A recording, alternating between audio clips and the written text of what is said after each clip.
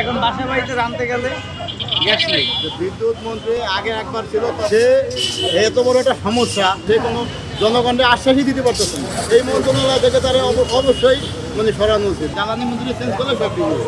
এখন নজর ডাকে দিতে হবে গরিবরে।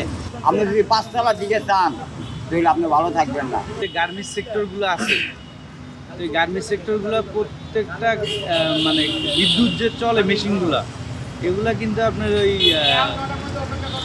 গ্যাসে দিয়ে চলে। তো যার কারণে একটা পাম্পে যদি একটা লরি ঢোকে, ওই পাম্পটা পুরাই কিনে নেয় 70,000, 80,000, 1 লাখ টাকার গ্যাস ঢোকে। তো সাধারণ যে মানুষ যারা খেটে খায়, যারা উবার পাঠাও চালায়, সিএনজি চালায়, তো তারা কিন্তু এই গ্যাস ওই পাম্পে যাই আর পায় না, কারণ পাম্প তো তারা কিনেই নিয়েছে। মিলগুলা, এই ফ্যাক্টরিগুলো যদি বিদ্যুৎ দিয়ে চলার ব্যবস্থা করে, কি অকটেন পেট্রোল দিয়ে যদি চলার ব্যবস্থা করে, তাহলে আমি মনে করি যে গ্যাসের সংকটটা কাটবে। কোথায় সমস্যাগুলো হচ্ছে? আগে কিন্তু ছিল না। আগে গার্মেন্টসগুলো ছিল হয়তো আমাদের এই ঢাকা সিটির ভিতর, হয়তো এখন গাজীপুর নিয়ে গেছে, টুঙ্গি নিয়ে গেছে, বিভিন্ন জায়গায় চলে গেছে। তো চলে যাওয়ার পরে এই ভোগান্তিতে বাঙালি পড়ে গেছে। এখন বাসা বাড়িতে রাঁধতে গেলে গ্যাস নেই, গ্যাস পাই যায় না। গাড়িতে তো গ্যাস নেই, রান্নায় চুলা চলাবে, সকালবেলা গ্যাস পায় না, বিকালবেলা পায় না। তো সংকট হচ্ছে ওই জায়গায়, জ্বালানি পড়তে আছে ওই জায়গায়, সরকারের রাজস্ব ভালো হচ্ছে ওই জায়গায়, যার কারণে এদিকে কোনো ফোকাসই নেই।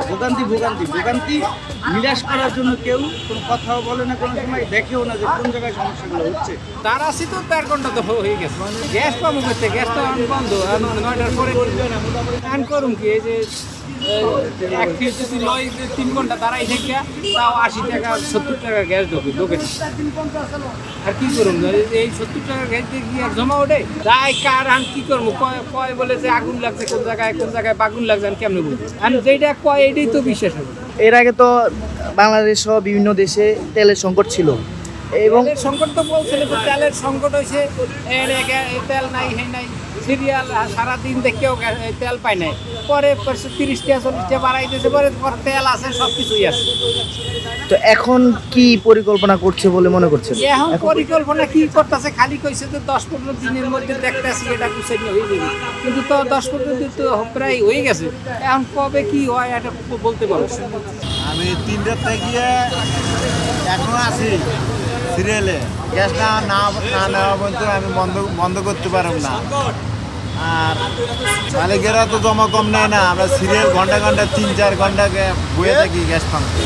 মালিকেরা 1 টাকা কম নেয় না। বাংলাদেশের সম্পদ বাংলাদেশে আগুন লাগে। গ্যাস বাংলাদেশের সম্পদ না, বাংলাদেশে যদি দাম বাড়ায় তাহলে আমাদের সমস্যা না।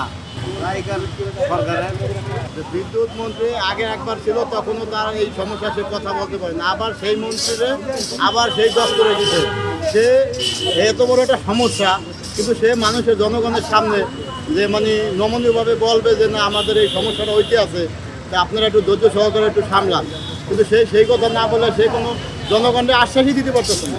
সে বলতে কবে ঠিক হইবে না হইবে, এটা কোনো কথা হইলে এটা মন্ত্রী হ্যাঁ, এই মন্ত্রণালয় থেকে তারা অবশ্যই সরানো উচিত। ভালো একজন লোক এই মন্ত্রণালয় দেওয়া উচিত। এটা দেশের একটা বড় মন্ত্রণালয়। এই মন্ত্রণালয়টা যদি তৈরি হয় তাহলে দেশে ধ্বংস, তখন সরকারেরও বিপদে বেরো দেওয়া লাগবে। এদের আগে জ্বালানি মন্ত্রী অরিজিনালের লোক সুবিধার না, আর নাই কোনো কথা বলতে পারে না মিডিয়ার সামনে, উল্টো কথা বলে। এটা চেঞ্জ করলে সব ঠিক হয়ে যাবে। ঠিক আছে, জ্বালানি মন্ত্রী চেঞ্জ করলে সব ঠিক হয়ে যাবে। এই দায়িত্ব এখন হিসাবে সরকারের উপরে বর্তায়, কারণ যেহেতু সরকার সবার দায়িত্ব নিচ্ছে, সরকারের উপরে বর্তায়। তাই সরকার এটা নিয়ে নজর দিলে সবচেয়ে ভালো হয়, কিন্তু তাড়াতাড়ি নজর দিলে সবারই ভালো এবং সরকারের ভালো, আমাদেরও ভালো। দাম বাড়াইলে সেটা সরকারের একান্তই বিষয়, এটা তো আমরা বাড়াইলেও কিছু করতে পারবো না, বা না বাড়াইলেও কিছু, এটা সরকারের বিষয়, এটা তো আমরা মন্তব্য করতে পারবো না। এখন নজর ডাকে দিতে হবে গরিবরে। যারা গরিব পেশাজীবী কর্মজ করে, এখন নজর রাখতে হবে আপনার দৃষ্টি, তাহলে আপনি ভালো থাকবেন। আপনি যদি পাঁচতলার দিকে চান তাহলে আপনি ভালো থাকবেন না। সরকার অটো বন্ধ করে দিতে আমাকে ভাবায়, অটো কারেন্ট বিদ্যুৎ ঘাটতি হবে না। অটো না, একটা অটোয়ে 4 ইউনিট কারেন্ট খায় অটোয়ে।